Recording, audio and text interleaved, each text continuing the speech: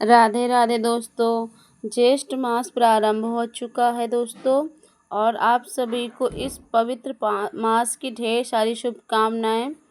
इस मास में भी अनेक व्रत, पर्व और त्यौहार आते हैं दोस्तों।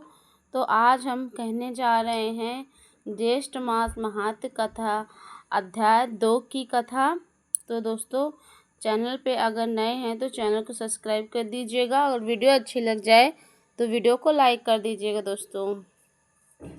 तो चलिए दोस्तों, हम लोग कथा का श्रवण करते हैं। स्कंद जी कहने लगे कि हे ऋषियों, ज्येष्ठ मास में देवताओं की संतुष्टि की निमित्त ब्राह्मणों को प्रतिदिन दही और चावल का दान देना चाहिए। चावल और दही की दान की महिमा कहने में तो शिव जी भी असमर्थ हैं। हे विप्र लोग, अलकापुरी में गौतम नाम का एक ब्राह्मण रहता था। वह धर्मश और पुराणों का ज्ञाता था, परंतु द्रव्यहीन और वह महादुखी था। उसने अपने कुटुंब के पालन पोषण के लिए समस्त कर्मों को किया, और शुभ तथा अशुभ फलों को जानता हुआ भी हर प्रकार के दानों को ले लेता था। फिर चोरी का साथ होकर चोरी कर भी जीविका करता रहा, परंतु किसी भी जब उसे कुछ भी धन प्राप्त न हुआ तो वह दूसरे देश को चला गया। समस्त कुटुंब को त्याग कर वह पाप वृद्धि बलि में दिए गए व्रत पिंड की जीविका सुधा से आतुर होकर करने लगा। इस प्रकार शमशान में रहकर बलि खाने वाले के साथ सब कर्मों को त्याग कर बलि भोजन करने लगा, तथा शक्तिहीन वृद्धाश्रम में जीर्ण तथा क्षीण आयु हो गया। भोजन करने पर उचित पात्रों तथा समस्त बलिदान देकर उसके अनेकों को काकों तथा दूसरे पशुओं को देखकर स्वेच्छा से उस ब्राह्मण ने भोजन किया। इस प्रकार ज्येष्ठ मास में उसने बलिदान किया, परंतु जानकर नहीं किया। जब इस पूरे कर्म के पश्चात कुछ दिन में उसकी मृत्यु हो गई,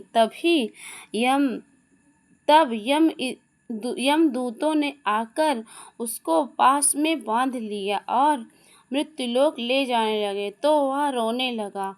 उसके रोने पर यमदूतों उसको मुकद्दरों से मारने लगे, परंतु इसी बीच में विष्णु भगवान के दूत वहां आ गए, और विमान पर सवार उन विष्णु दूतों ने यमदूतों को हटा दिया और दिव्यधारी उस ब्राह्मण को विमान पर बैठाकर स्वर्ग लोक को ले गए। यमदूत उस ब्राह्मण को सब वृतांत कहने के लिए धर्मराज जी के पास गए और कहने लगे, हे प्रभु, जब हम उस ब्राह्मण को ले आने के लिए उसके समीप गए, तब वहाँ विष्णु गणों ने आकर हमको खूब मारा, क्योंकि वो लोग स्वामी से युक्त हैं और हम लोग नाथहीन हैं। अब हम लोग क्या करें? हम लोग आज से आपकी सेवा नहीं करेंगे, दूसरे व्यापक स्वामी के पास जाते हैं।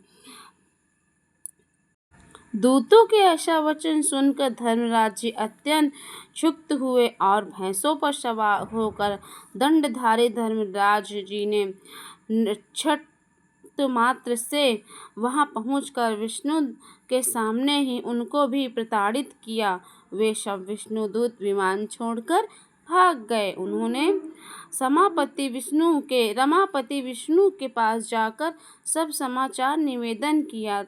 समाचार सुनकर विष्णु भगवान क्रोध से रक्तपर हो गए और गरुड़ पर सवार होकर यमलोक को गए। वहां इंद्र आदि सब देवताओं को लेकर धर्मराज जी से युद्ध किया। तब देवता लोग यमदंड के अत्यंत पीटे जाने पर दसों दिशाओं में भाग गए। उस समय भगवान विष्णु ने क्रोधित होकर चक्र से धर्मराज जी का वध कर दिया। तब देवताओं ने ब्रह्मा जी के आगे पर भगवान विष्णु की स्तुति कर की स्तुति से प्रसन्न होकर भगवान ने धर्मराज जी को जीवित कर दिया। धर्मराज जी ने उस समय भगवान विष्णु को प्रणाम करके कहा कि भगवान मेरे अपराध को क्षमा करें।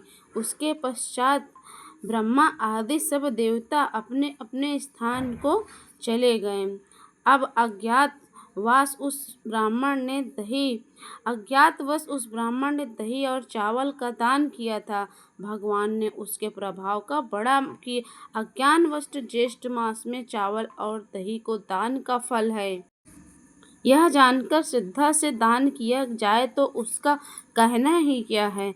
यह प्रत्येक उपायों से श्रेष्ठ मास में सभी जातियों को प्रतिदिन दही और चावल का दान करना चाहिए तथा प्रतिदिन ब्राह्मणों के चरणों धोकर सुगंधित चंदन से उनका पूजन करना चाहिए और विधित प्रकार के जैसे आम का पन्ना और लस्सी एवं शरबत आदि से सत्कार करना चाहिए और पंखा से हवा करना चाहिए। इस प्रकार ज्येष्ठ में स्नान दान